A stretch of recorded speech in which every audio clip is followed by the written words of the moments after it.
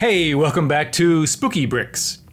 In this video, we're going to be talking about my mock of the Quaker Meeting House from Salem, Massachusetts.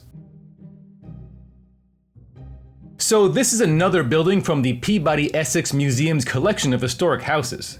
The current building standing today is just a recreation of the original Quaker Meeting House. However, it still dates all the way back to the mid-1800s, and it may or may not contain some of the original timbers from the original structure.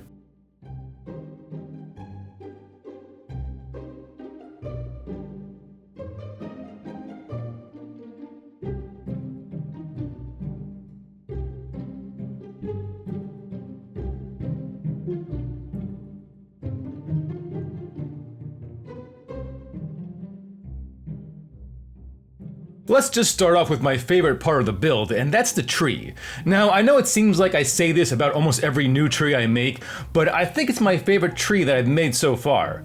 There's just something about the shape of it that seems very natural and organic looking, and just works very well for me.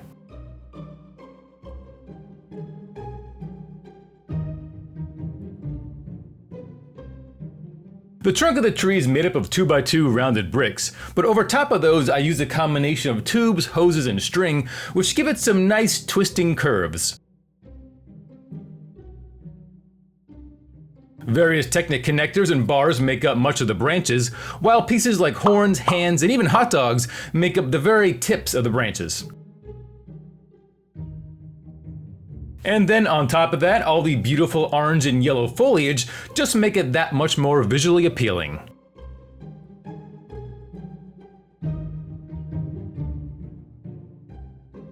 Around the base of the tree, the ground is littered with some fallen leaves. Then along with some other fun details, like a squirrel gathering some nuts for the soon-to-come winter, and some spooky jack-o'-lanterns out front, just help to give the scene some extra life.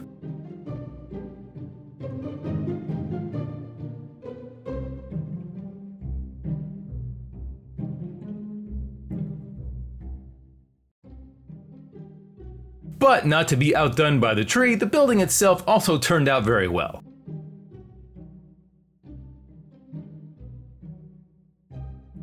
The cobblestone pathway out front leads right to a rustic brick-built door.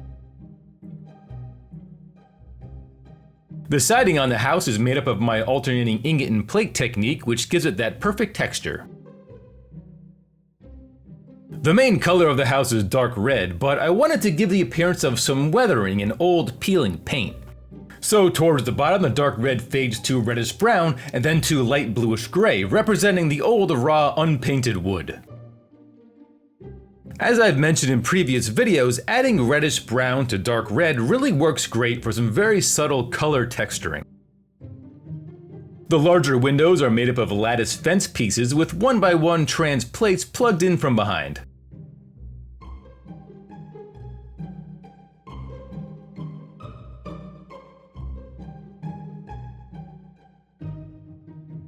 Like the paint on the siding, I wanted to give the roof a bit of a rough, worn look. So although most of the roof is done in dark bluish gray, I sprinkled in some reddish brown towards the top of the roof. I also used some ingot pieces along with the tiles to add to that weathered look.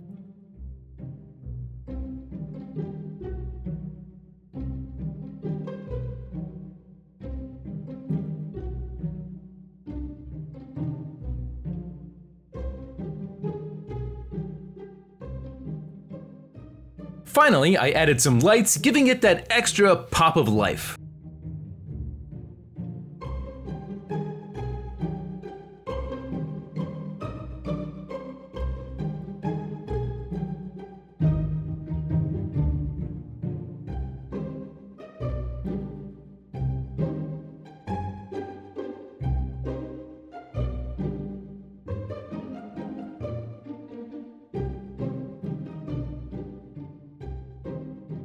And this mock, along with many others, are still currently on display in Salem.